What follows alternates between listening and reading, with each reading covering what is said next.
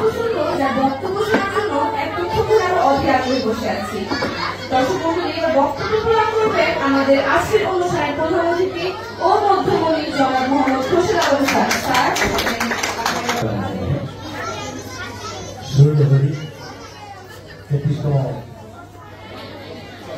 প্রতিষ্ঠাবার্ষিকী ও সম্মাননা উৎসবের আজকে অনুষ্ঠানের সম্মানিত সভাপতি, বিশেষ অতিথিবৃন্দ এবং আপনারা যারা উপস্থিত আছেন, আসসালামু আলাইকুম।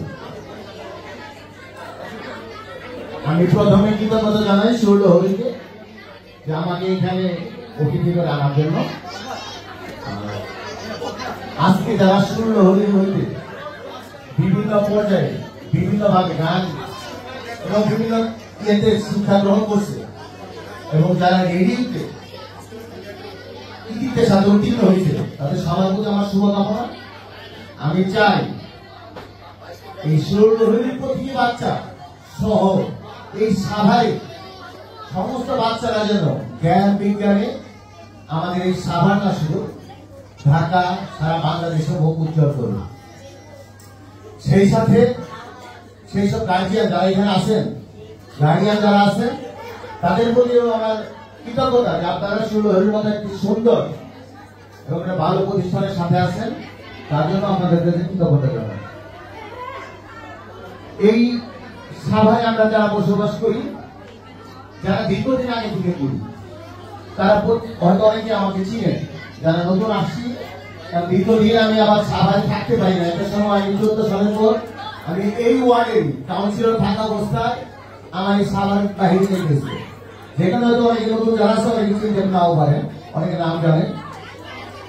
আমি শুধু আপনাদের কাছে একটি বক্তব্য রাখবো, শুধু একটি বিষয়।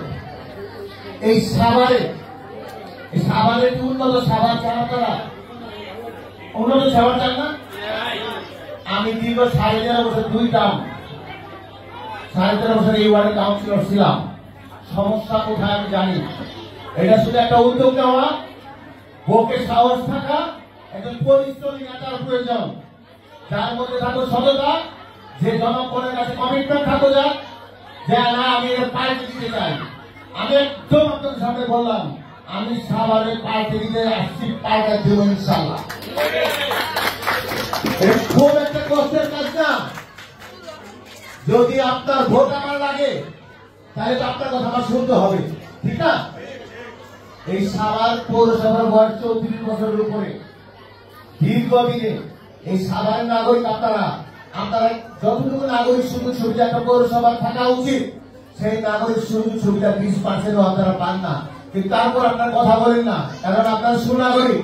আপনার ভাবিতে হবে এক সময়, এই হবে হবে করতে করতে 34 বছর চলে গেছে। একটি আধুনিক পৌরসভা, এই যে বিআই বলে গেল যে আধুনিক পৌরসভা একটা কবরস্থান থাকা দরকার, পৌরসভা একটা মাঠ থাকা দরকার, একটা পার্ক থাকা দরকার। এটা একটা ন্যূনতম সুযোগ সুবিধার মধ্যে পড়ে। এটা আপনার অধিকার, আপনি ট্যাক্স দিচ্ছেন। কেন নাই? কারণ যারা দায়িত্ব পালন করছেন তারা এই ব্যাপারে মনোযোগ হয় নাই। আমি এর আগে অনেক জায়গায় অনেক সমাজে বলছি, যারা আমার ফেসবুকের সাথে অ্যাড আছে দেখবেন আমার বক্তব্যগুলোতে। আমি কিছু পরিকল্পনা নিয়েই ফেলছি যে আমি যদি নেওয়া হই, আমি সাভার পৌরসভার একটা আধুনিক পার্ক করবো, যারা আপনারা আপনাদের সন্তান নিয়ে থাকতে পারেন, বিনোদনের জন্য যাইতে পারেন। এই পৌরসভা অনেক ভাসমান মানুষ আছে, এই ভাসমান মানুষের প্রয়োজন আছে। মারা গেলে তারা টাকার অভাবে দেশে নিতে পারেন, এমন অনেক মানুষের দেশে যাওয়ার জন্য ট্রাক ভাড়া আমি করে দিই।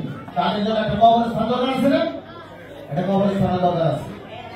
এই পৌরসভায় বসবাস করে যেন আমাদের একটা গার্বেজ স্টেশন নাই, ময়লা ডাম্পিং করার কোন স্টেশন আছে? এটাও নাই। আপনার বাসার সামনে 7-8 দিন ময়লা থাকে, একদিন নিয়ে যায়, ফেরার জায়গা নেই, এই অঞ্চলে বিভিন্ন জায়গা ফেলে। এটার জন্য আমার একটা পরিকল্পনা আছে। সবকিছু মিলায় একটা আধুনিক পৌরসভা গঠনের যে ধরনের নাগরিক সুযোগ সুবিধা নিশ্চিত করা দরকার, আমি সেটা করতে চাই। আমি যখন ছিলাম না এই সাভার পৌরসভা আসার পর আমার কাছে 3টা জিনিস খুব বিরক্তিকর হয়েছে, একদম যে সহ্য করার মতো না। যেদিন একটা চিন্তাই, একটা মাদক, একটা ইপিএম, কিশোর জ্ঞান, আমি এই 3টার বিরুদ্ধে যুদ্ধ ঘোষণা করছি। আমি শুধু মাদকের বিরুদ্ধে কথাই বলি না, আমি মাদকাসক্ত ধরিয়া রিহাবে ভর্তি করতেছি, অনেক ভর্তি করছে, চিকিৎসা চলতেছে। আমি এগুলো কাউকে ক্যামেরার সামনে আনি না, অনেক ভালো করে ছেলেও আছে।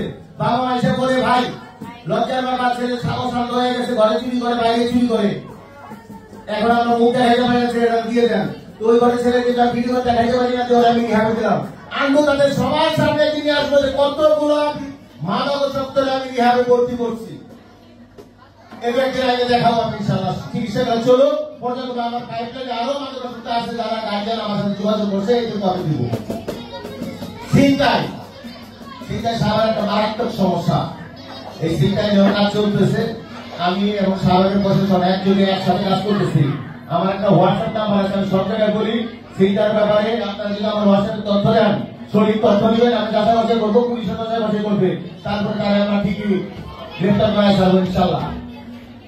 এমন একটা সুন্দর শহর দরকার, যে শহরে আপনি ঘর হইতে বের হয়ে যেখানে যান, রাত 12টা ফিরেন, 1টায় ফিরেন, আপনি যদি নিরাপদে আবার নিজের ঘরে ফিরতে পারেন। ঠিক এমন শহর চান তো সবাই? তার জন্য আমার কাজগুলো সমর্থন দিতে হয়, ভোট চাই না, আমার কাজগুলো সমর্থন দেন, সহযোগিতা করেন আমাকে তথ্য দিয়া। একদিন আমি সাভার পাল্টা দিতে পারবো না, কিন্তু পাল্টানোর জন্য যেহেতু আসছি, পাল্টা ঠিকই দেবো, একটু সময় লাগবো। ঠিক আছে, আমি আপনাদের একদম অবহেলা করলাম। আমার সরকার ক্ষমতায় থাকা অবস্থায় যদি এই নির্বাচন হয়, একটি ভোট আমি জাল কাগজ দিব না, আমি দিব না ইনশাআল্লাহ, আপনারা একদম বিশ্বাস রাখবেন। আর আপনাকে আমার কাজ যদি মনে হয় যে আমি ভালো করতেছি, আমার কাজ কর্ম সবকিছু যদি ভালো লাগে, তাইলে ভোট দিয়ে তার আগে ভোট চাবো না ইনশাআল্লাহ। আমার কাজ কিনা ভালো করতে থাকে, দেখতে থাকে যে আমি কি করি। যদি নির্বাচন আগে যদি আমি আপনার মন জয় না করতে পারি, তাহলে আমি ভোট চাই না, আমি ভোট চাইলেও আপনারা দিয়ে না। আমি সেই মানুষ বলছি তো, আমি ভোটের জন্য না, আমি পাল্টা দিতে চাই, পাল্টা দেওয়ার জন্য আপনার সহযোগিতার প্রয়োজন। আজকে এই অনুষ্ঠানে দীর্ঘক্ষণ আপনারা বসে আছেন, আমার বক্তব্য দীর্ঘ সময় দিয়ে আপনাদের কি করতে চাই না। এবং রিপোর্টে ধন্যবাদ, আয়োজন করার জন্য ধন্যবাদ সবাইকে। আসসালামু আলাইকুম, ভালো থাকবেন সবাই।